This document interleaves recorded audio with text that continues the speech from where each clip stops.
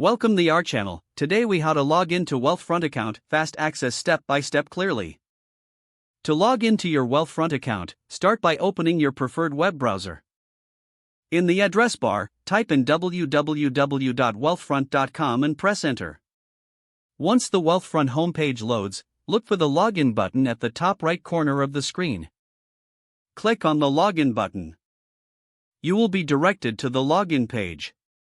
Here, enter the email address associated with your Wealthfront account in the designated field. Next, input your password in the password field below. Make sure your password is entered correctly. If you have forgotten your password, click on the Forgot Your Password link for assistance. After entering your credentials, click on the Login button. Once logged in, you will have access to your account dashboard. If you encounter any issues, check your internet connection and try again.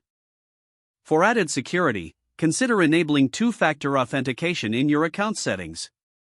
This ensures that your account remains protected during future logins. If the page does not load, refresh the browser or try again in a private or incognito window. Make sure you are using the correct email address, then retype it carefully to avoid small typos. If your password is not accepted, use the reset option and create a new strong password you can remember. Check your spam folder for verification or security emails, then complete any requested confirmation steps. Enable two-factor authentication if available to improve account security and reduce unauthorized access risk. After signing in, review your profile details so your contact information and settings are accurate and current.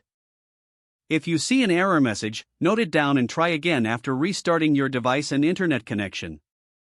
Log out when you finish, especially on shared devices, to keep your account and payment information secure. If the page does not load, refresh the browser or try again in a private or incognito window. Make sure you are using the correct email address, then retype it carefully to avoid small typos. If your password is not accepted, use the reset option and create a new strong password you can remember.